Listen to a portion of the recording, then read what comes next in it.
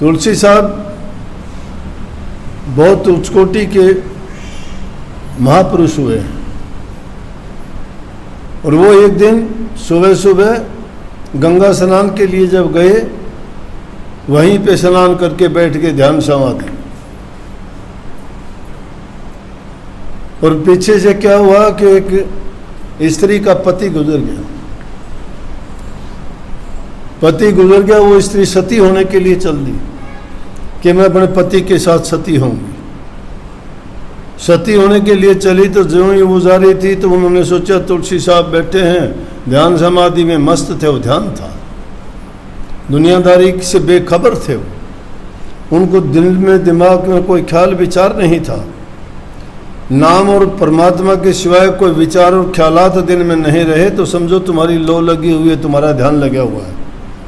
और अगर ध्यान ऐसा लगा हुआ उस बाबा जी जैसा, एक बाबा जी का शिष्य था, कहने लगा भाई मैं ध्यान में बैठता हूँ, अगर कोई बाद में आए तो कह देना महात्मा जी तो ध्यान में बैठे, सेवा देनी हो तो मुझे दे दे। महात्मा जी तो ये कह के बैठ गया, लेकिन पीछे से इतनी देर में एक सेवादार आ गया, कहने लगा भाई गुरु जी से मिलना है। बोला वो तो ध्यान में बैठे हैं। बोला सेवा देनी थी। बोला सेवा मुझे दे दे। उस टाइम में चांदी के रुपये थे, उन्हें चांदी के रुपये दिए। चांदी के रुपये तो आवाज़ करेंगे, कागज़ के तो नहीं करते। 1 2 3 4 5 दिए, 5 दिए। सेवक ने लेके रख लिए। उसने सोचे एक तू रख ली, 4 गुरु जी को बता दे, वो कब आएगा कब पूछेगा। और क्यों पूछेंगे। जब समाधि से गुरु जी उठे तो कहने लगे कि कोई आया था। बोले हाँ जी आया था एक सेवक। बोला क्या बोला। बोला जी सेवा दे के गया। बोला क्या सेवा दी। बोले जी 4 रुपये दिए। बोले अरे खड़के तो 5 हुए थे, 4 कैसे दिए। जब ये ध्यान लगाते हैं तो उसको ध्यान कहेंगे क्या हम। हमारा ख्याल तो दूसरी चीज़ों में घूमता रहता है। 1 मिनट के लिए भी ध्यान लगा के दिखाओ मेरे को। 1 मिनट की कह रहा हूँ मैं। 1 मिनट भी ध्यान लग जाए, दुनिया ठहर जाएगी तुम्हारे लिए। कुछ रहेगा नहीं, तुम्हें तुम्हारा ही पता नहीं होगा तुम हो कि नहीं हो।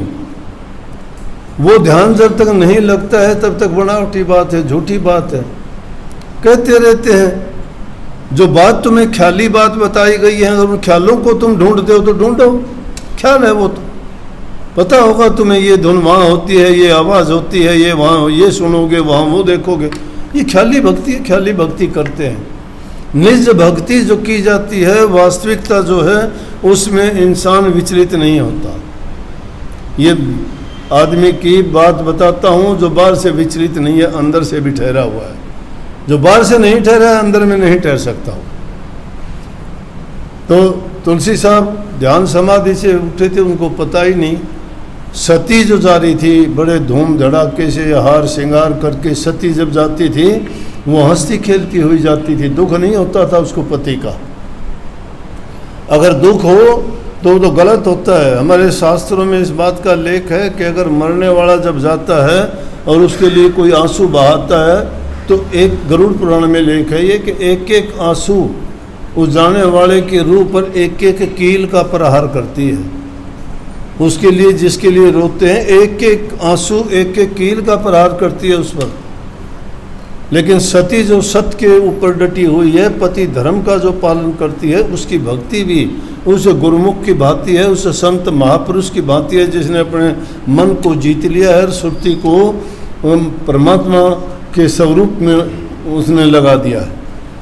तो वो वहाँ जब सामने से आई, उसके ख्याल आया पतिव्रता स्त्री थी, धूम धड़ाक के जा रही थी, ढोलक आवाज़ बजते हुए जा रहे थे, खीर मिठाई पता से बट रहे थे, लोग पीछे पीछे थी, वो आगे आगे। और जब उसने देखा कि महापुरुष सामने से अभी ध्यान से उठे हैं, वो भी तुलसी साहब भी ध्यान से अचानक ऐसी आवाज़ सुन के उठे, तो उसने सोचा महापुरुष के दर्शन हो गए और भी अच्छा काम हो गया। मैं सती होने चली और फिर महापुरुषों के दर्शन हो गए। जाके उसने मत्था टेका और कही कि तुलसी आवत देख के सती नवायो शीश। शीश नवाया। तुलसी साहब क्या बोले कि चुड़ला तेरा अमर रहो, ये वो कोट बनी कि तेरी चूड़ी अमर रहे सदा, करोड़ों बरस तक तेरा पति जिए।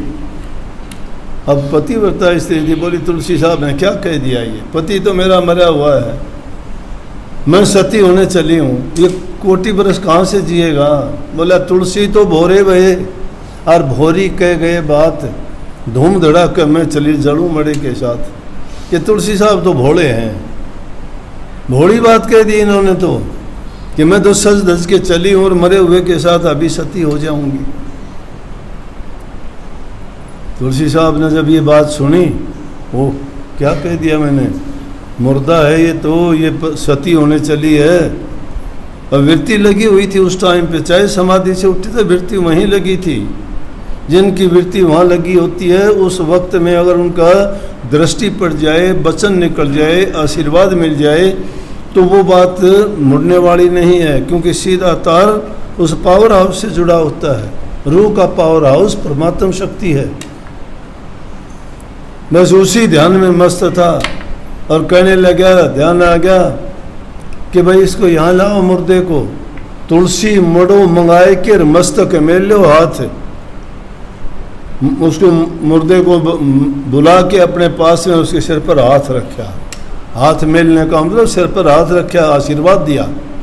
तुलसी मड़ो मंगाए के मस्तक मेल लो हाथ, मैं तो कुछ जाना नहीं थे जानो रघुनाथ। बोले हे मालिक गलती होगी, मुझे तो नहीं पता मैंने क्या कह दिया, अब आप जानो।